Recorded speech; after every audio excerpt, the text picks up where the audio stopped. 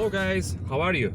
A quick tip here about the power steering. If you have a car that when you are turning and maintaining that turn, the steering wheel looks like it has a wheel of its own, like this. It goes like this on its own. I mean, exaggerating so you to understand. The problem it is on the steering rack.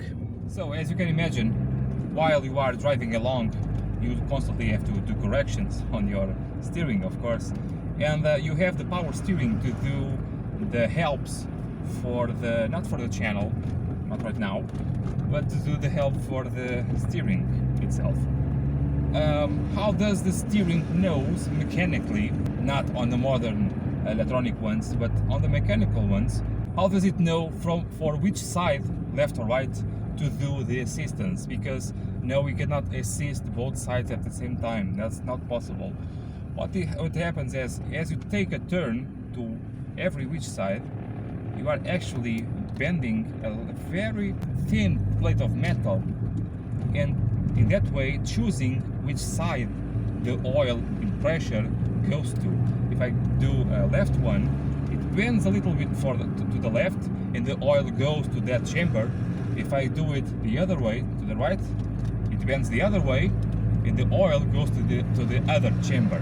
So one of the chambers goes high pressure and the other low pressure, and to the other side vice versa. Okay. Now, why does it fail? As all things, the steering also has maintenance. You have to replace the fluid every 60,000 kilometers or 2 years. I know sometimes the intervals are larger, and sometimes is lifetime. That is not possible, okay? You have mechanical components working day after day, after year, after decades. This car has 25 years, for example, and it does not have that problem, but that Alfa 147 that I recorded in the video with already has that problem. Not because it's worse, but just because it does not have a maintenance on the steering. That oil is from factory. Of course it will fail.